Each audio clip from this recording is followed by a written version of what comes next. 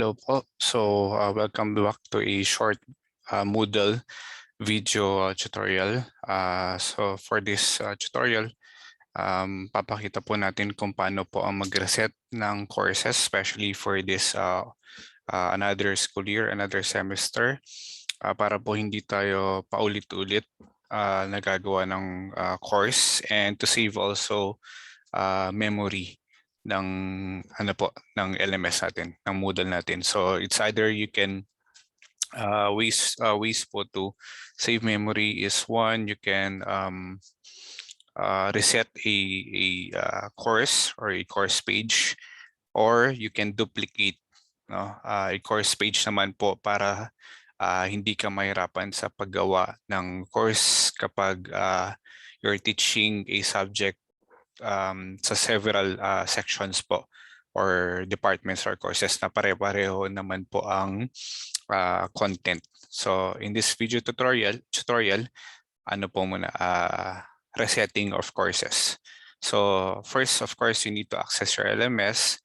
Then you locate the course or the subject that you want to reset. Ayan. So nandito na tayo sa isang course page natin. Then dito po sa taas, in the course management settings, i-click nyo lang po ito. Then ito po dapat yung lalabas. Under the course settings, meron po dito yung word na reset, button na reset, i-click nyo lang po ito. Then this one actually will be depending on your preference na po. Siguro you can pattern it in your school opening, depende po sa inyo. Then, for example, mag-set lang po tayo ng start and ending of course dates po. Then, halimbawa lang, lagay natin 1 year, for example lang po. And then, ito na, it is depending on you, mga instructors, mga course creators, kung ano yung gusto nyo pong i-delete at i-retain po. And so, ang ano lang naman dito, you just have to check and uncheck. Okay, so ito presently meron pang participants ito. And may mga students pa dito. So may ano din po dito, may quizzes, may activities. So pipiliin lang po natin yung mga ano natin. I-delete tsaka i-retain nga po.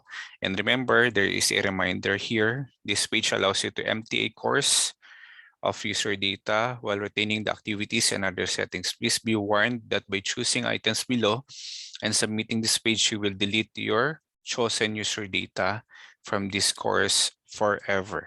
Okay? So hindi na ma-retrieve yan. So halimbawa, for me, for this tutorial, ililive ko muna itong nasa taas. But dito naman po, ito yung usual po na nilalagay nyo dun sa present na course niyo, no? Na course page niyo. Then pwede kang mag-delete. For example, this one. Okay? And pwede kang mag-delete niyan. What else? Okay. It's up to you on how you discover, and later. You'll be getting to know once you really do it po. Then gradebook. Yan, pwede mo delete yung lahat ng items nandun, categories, and the grades. Then groupings, kung nag-create ka ng groups nung in-execute mo tong page na to. Yan, so basically yan. So kung nag-group work ka, halimbawa, yan. So sa assignments, kung nagpa-assignment ka, you can delete all submissions and ma-retain instruction. Yan. Sa book, of course, i-retain na lang natin yan. Chats, and usually attendance or recitation. Yan. So pwede ka mag-retain dyan. Pwede mo rin i-delete. Then choices. Okay. Kung gusto mong i-retain yung activity na yan but you want to delete the interaction or the response of students. Yan po. Database, kung gumawa ka ng database. Ako po kasi gumawa ako, pinasave ko doon yung pangalan ng estudyante, yung number, address, ganun. Yan. So delete all entries na lang natin. Forum, kung nagpa-forum ka. Yan. So it's either you remove all posts, all ratings, and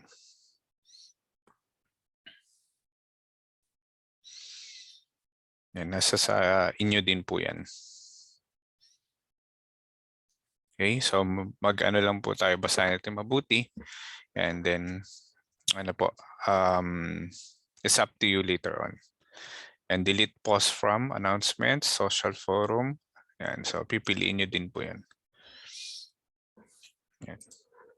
So for now, since I'm not that sure kung ano yung mga kailangan kong balikan doon, ililive ko muna yung sa forum.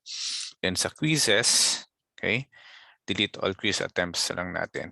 And so for example, if there are quizzes you want to retain, okay, pwede mo namang i-delete out later on, pero para mas less yung effort, okay, pwede rin po dito. Then i-hide mo na lang siguro or i-edit mo na lang as the semester move forward. And sa wiki, I use this for for group work. And so pwede na delete kung magbabago naman tayo ng ng activity, then click nyo lang po yung reset course.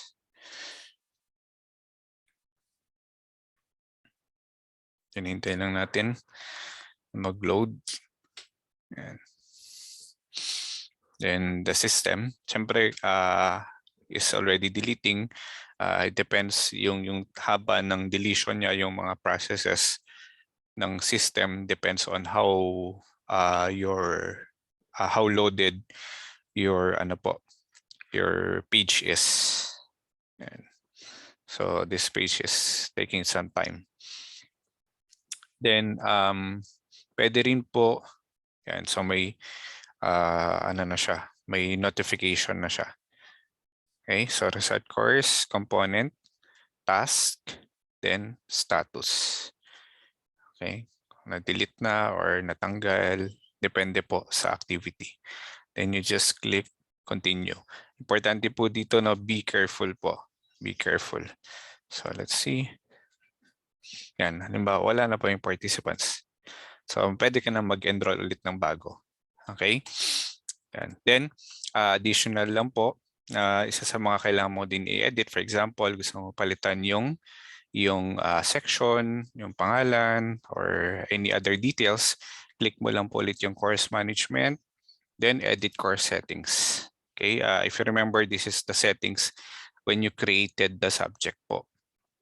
And so halimbawa, palitan ko lang yung section dito, gawin kong K, TFN, K. And theoretical foundations in nursing, 1K. Or BSN 1K. Yan. And later on na lang po yung iba. Well, gagawin ko siya personally. Yan. So that's it.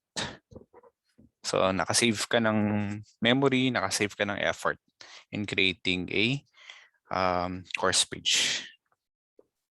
Yan po. So na-retain pa rin yung content.